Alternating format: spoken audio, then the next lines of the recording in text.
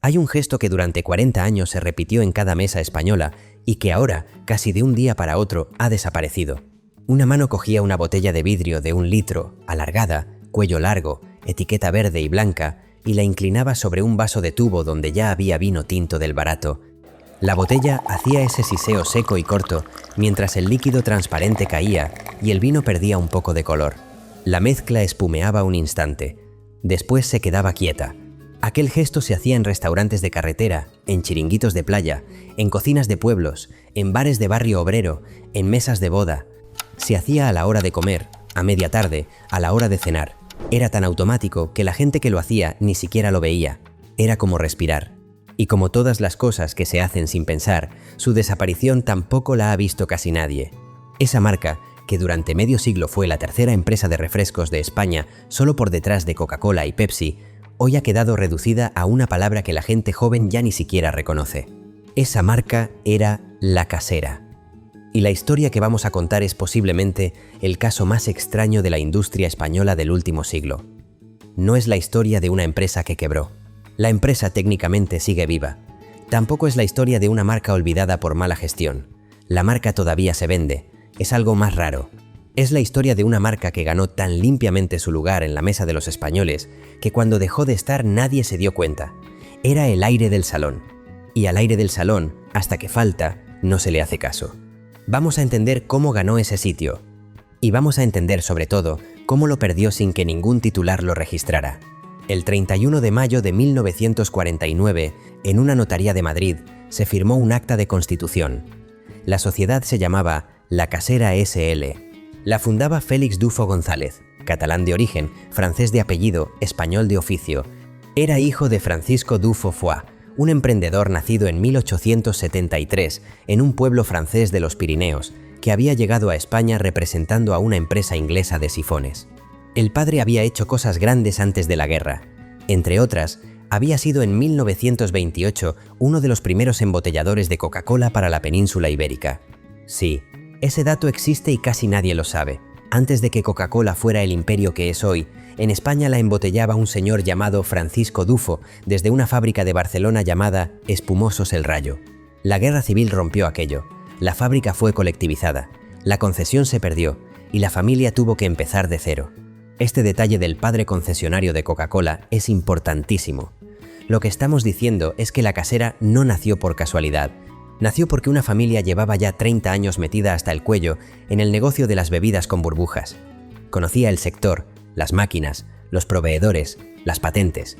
Cuando el padre se retiró, sus 3 hijos, Francisco, Víctor y Félix, sabían perfectamente lo que iban a hacer. Esto le quita épica al mito de los emprendedores que se inventan algo de la nada y lo devuelve al sitio donde casi siempre nacen las grandes marcas. En empresas familiares con conocimiento acumulado durante décadas, lo de Bernat con los Chupa Chups fue parecido. Lo de los Dufo con La Casera, idéntico. Félix tenía una idea sencilla. En España, en 1949, había cientos de marcas de gaseosa. Cada pueblo tenía la suya. Fabricantes pequeños, locales, artesanales, con sabores irregulares. La gaseosa de un mes no sabía igual que la del mes anterior. Félix se preguntó algo concreto. ¿Por qué no hacer una sola gaseosa, fabricada con criterios industriales, distribuida por todo el país, que sepa siempre igual y que cueste lo mismo en todas partes? Esa pregunta, en una España devastada por la guerra, racionada, con caminos rotos, con coches casi inexistentes, con teléfonos casi inexistentes, era una pregunta de ciencia ficción. Y Félix Dufo, con un préstamo de 300.000 pesetas del Banco Español de Crédito y 2 ayudantes, una mujer llamada Aurea Logroño y su primo Domingo Colón, se puso a contestarla. La primera fábrica estaba en la calle Cactus número 8, en el barrio de Tetuán de Madrid, un local de 371 metros cuadrados. La licencia de apertura les costó 2.300 pesetas. Y conviene retener un detalle que casi nunca aparece en las versiones oficiales. Aquel proyecto industrial, que 5 años después tendría plantas en media España, lo arrancaron 3 personas: Félix Dufo, el cerebro; Aurea Logroño, que en los archivos figura como ayudante y que en realidad llevaba la administración entera; y Domingo Colón, que se ocupaba del taller. 3 personas, un local, una idea. En España hay un mito perezoso según el cual las grandes empresas necesitan grandes capitales. La Casera lo desmintió. Empezó con 3 personas: una receta y un préstamo equivalente a lo que hoy sería una hipoteca de un piso pequeño. La diferencia entre los que arrancan y los que solo piensan en arrancar casi nunca es el dinero, es la cabeza. En abril de 1950 salieron las primeras 1.417 botellas. Cristal, 1 litro, tapón mecánico de porcelana y goma. Aquel tapón fue una decisión de marketing brillante. Daba imagen de modernidad, de higiene. La gente sentía que aquello no era una gaseosa cualquiera. En junio salían 25.000 botellas al mes. En diciembre, más de 380.000 litros. En 7 meses había hecho lo que ninguna marca local logró en 40 años. La razón era industrial. Félix había aplicado, sin saber que se llamaba así, el principio de Henry Ford a la gaseosa española. Estandarización, calidad constante, precio competitivo, volumen, pero la decisión que de verdad construyó el imperio fue otra. Como España estaba mal comunicada y el transporte de botellas de cristal entre provincias era ruinoso, Félix tomó una decisión radical. En lugar de exportar botellas desde Madrid, exportarían fábricas. Abrirían una planta embotelladora en cada provincia importante. Y en lugar de construirlas desde cero, comprarían fábricas locales, les pondrían el método y la fórmula de la casera y las integrarían en la red. En cada provincia, compraban a la competencia más fuerte, le daban a sus dueños un porcentaje de la nueva sociedad y los convertían en aliados. Era absorción que combinaba lo industrial con lo personal. Funcionó hasta extremos que hoy parecen mentira. En 1971, la casera producía 300.000 litros a la hora. Tenía 40 plantas embotelladoras. Era la tercera empresa de refrescos del país y no era una multinacional. Era una empresa familiar madrileña, propiedad de 3 hermanos catalanes, gestionada desde un edificio de Tetuán. Sin marketing global, sin patrocinios millonarios. Solo un producto que sabía siempre igual, que costaba lo razonable y que se mezclaba con todo, especialmente con vino. Hubo además otro movimiento decisivo que casi nadie recuerda. En 1957, los Dufo se convirtieron en concesionarios de Schweppes para España, la tónica más reconocida del mundo. La traían a España los mismos catalanes de la calle Cactus que embotellaban gaseosa para bares de barrio.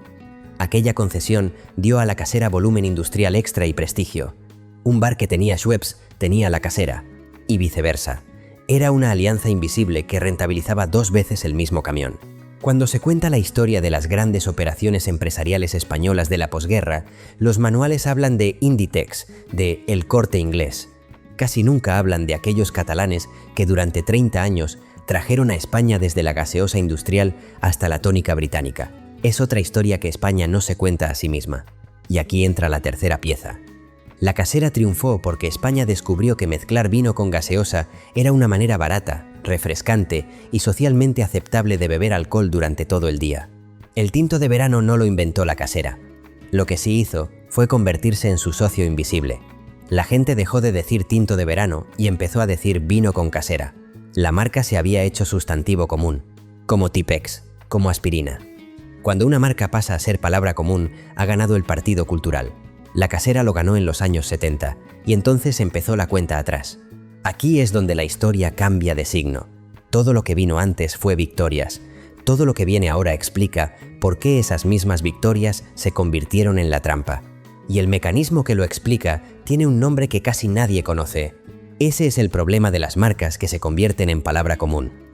Hay un punto, no se sabe exactamente cuándo, en que la palabra deja de pertenecer a la marca y empieza a pertenecer a todos. La gente pide casera en el bar y la barra le sirve cualquier gaseosa. Compra casera en el súper y elige la marca blanca, porque en su cabeza casera es solo una categoría, no un fabricante específico. La fortaleza, ser sinónimo del producto, se convierte en debilidad dejar de ser distinguible del producto. Es una paradoja cruel y bastante común en la historia de las marcas. Hay un nombre técnico para esto, en derecho de marcas. Se llama dilución por genericidio. Aspirin lo sufrió en Estados Unidos en 1921, cuando un juez decretó que aspirina era nombre común y Bayer perdió la marca registrada en aquel país. Los abogados de Coca-Cola, durante décadas, han trabajado con obsesión para evitar que en ningún periódico aparezca la frase «una Coca-Cola» referida a una bebida que no sea Coca-Cola. Saben que si esa palabra se desliza, pierden valor de marca. La casera sufrió la versión española de aquello. La palabra cayó en el dominio público antes de que la propia empresa se diera cuenta. Cuando un español pide una casera en un bar, ya no está pidiendo el producto de la familia Dufo, está pidiendo simplemente una bebida con burbujas. Y eso, paradójicamente, es la victoria cultural y la derrota empresarial más rotunda al mismo tiempo. Pero la casera tuvo además otro problema. La entrada masiva de Coca-Cola en España, a partir de 1953, cuando la concesión que su padre había perdido en la guerra fue otorgada a otros embotelladores.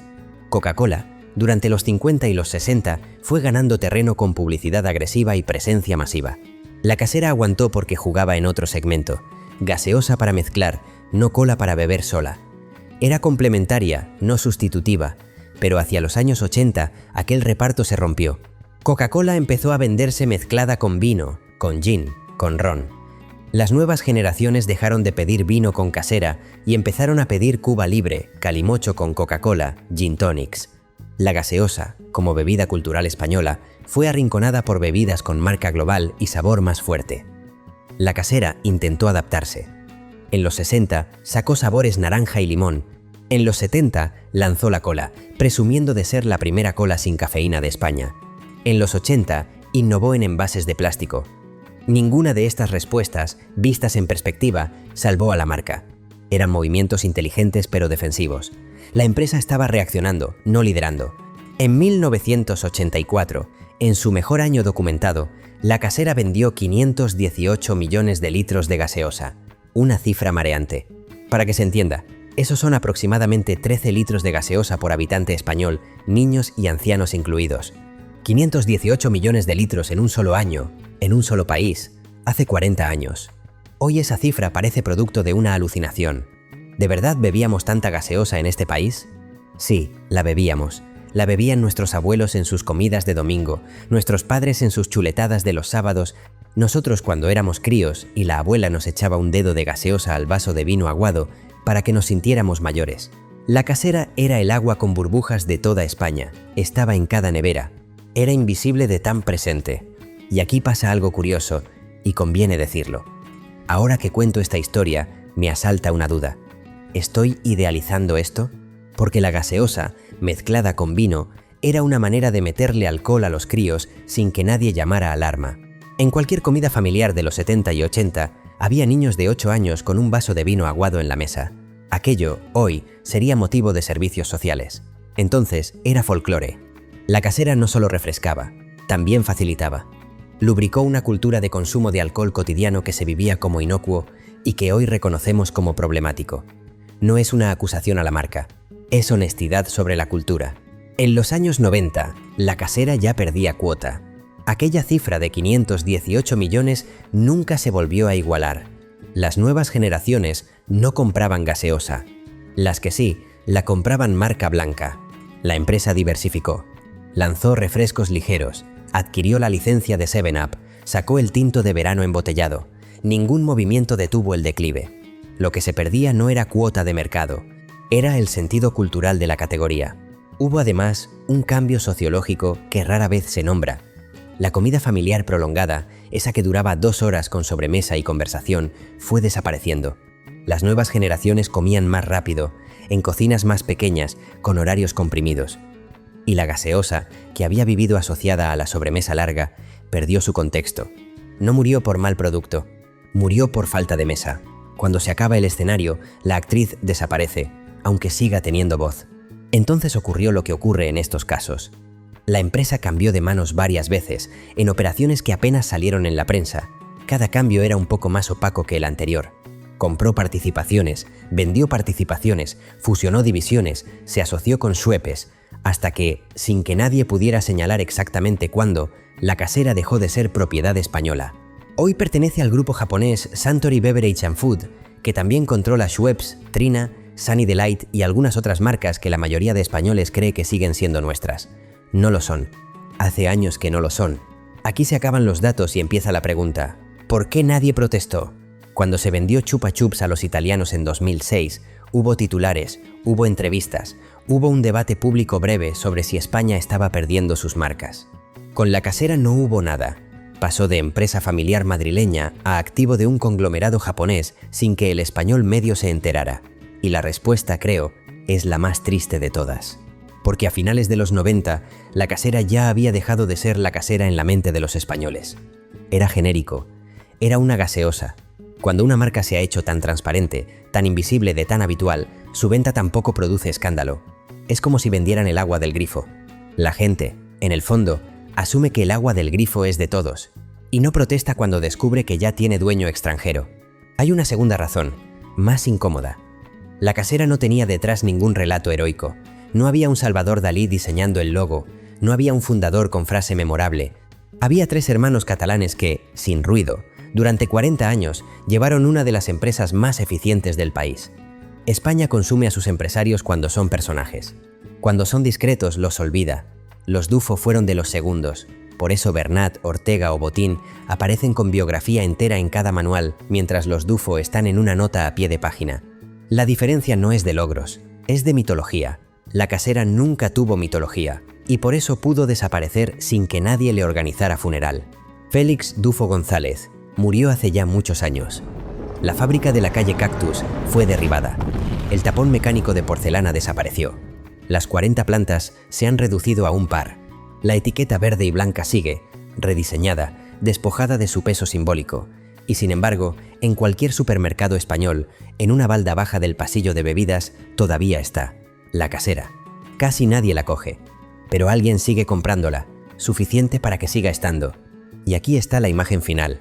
Una mañana de agosto, en un bar de carretera, llega un señor de 72 años, pide antes de irse un vino con casera. El camarero, joven, lo mira sin entender. ¿Vino con qué? Con casera, con gaseosa, vamos. El camarero asiente, le sirve un vaso de tubo con vino tinto y le abre un botellín de gaseosa marca blanca. El señor lo mira. No dice nada, mezcla, bebe. Y en el silencio entre el primer trago y el segundo, sin que nadie pueda nombrarlo, ocurre algo. Está terminando de morirse, en la mesa de aquel bar, una palabra. Una palabra que durante 50 años fue España entera, y de la que ya solo quedan los señores que la siguen pidiendo aunque no se la sirvan. A esa palabra, mientras todavía se entienda, conviene seguir diciéndola. Porque cuando se deje de entender del todo, no habrá manera de explicarle a un crío qué se está perdiendo, y entonces será tarde, como con casi todo lo nuestro.